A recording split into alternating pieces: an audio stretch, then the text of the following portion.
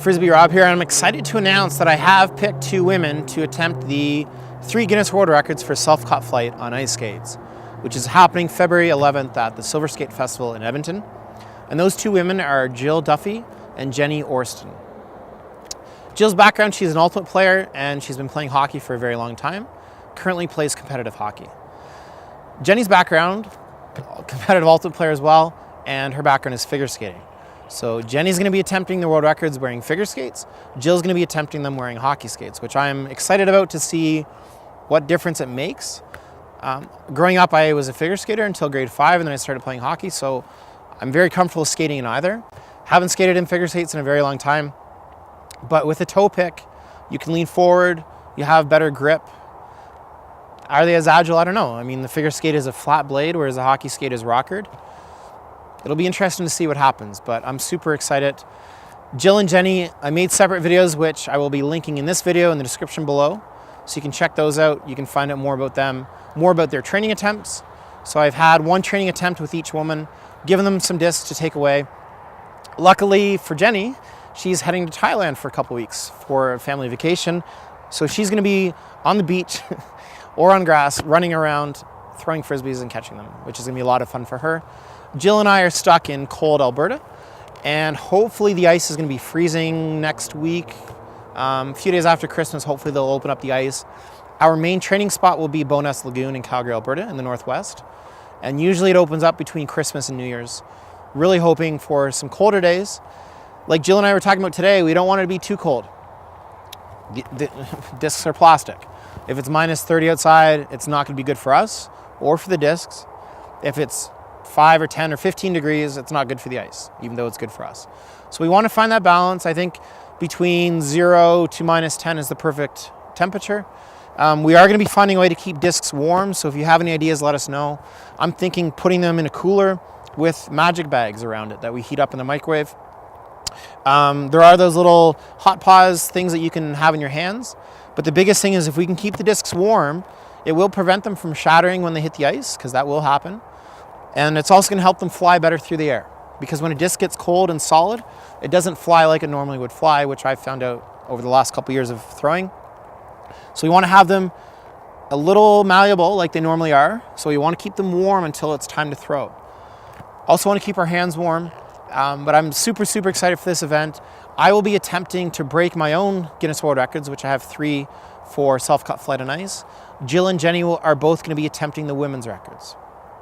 So very quickly, what that actually means, there's 3 records. One is for MTA, which stands for maximum time aloft.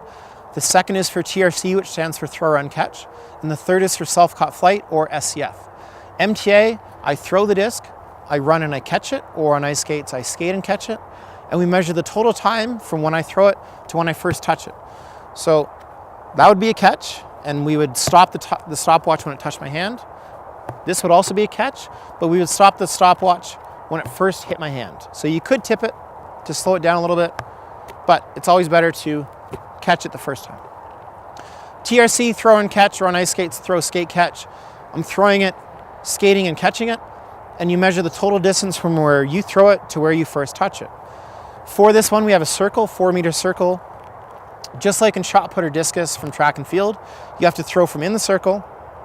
If you step on the circle with your skate or step past the circle's edge, it is a footfall, the throw doesn't count. 4 meters is a big circle, so should be no problems in throwing it from inside of the circle. Self-cut flight, you combine the 2, so MTA is going to be in seconds, TRC is in meters. We roughly say that 1 second equals 5.5 meters, so then I would take my MTA score, say it's 10 seconds, multiply it by 5.5 to convert it to meters. So a 10-second MTA would be a 55-meter TRC, and then you would add that to the SCF, or sorry, this TRC. Let's say TRC is 50, so I'd take 55 plus 50, that's 105. Okay, my world record for SCF on ice skates is 139.13. My best ever on grass is 163.55. So I would love to get 150 SCF on ice skates. My goal is to break my MTA record, which is right now 12.03 seconds. So I'd love to have a 13 seconds. And I would love to throw over 100 meters for TRC, which would be enormous. But right now it's 82.3 meters. In practice, I have had throws over 100 meters. It's just whether it's high enough in the air and I can get there in time skating. So that's a little bit about me, a little bit about Jill and Jenny, a little bit about the event. I urge you to check it all out at frisbeeonice.com. It's a free event to attend, the Silver Skate Festival in Edmonton, Alberta. We're going to be attempting the Guinness World Records February 11th, 2017 at Horillac Park in Edmonton, Alberta. Hope to see you there. It's going to be a lot of fun for the family. We're going to be giving away some prizes.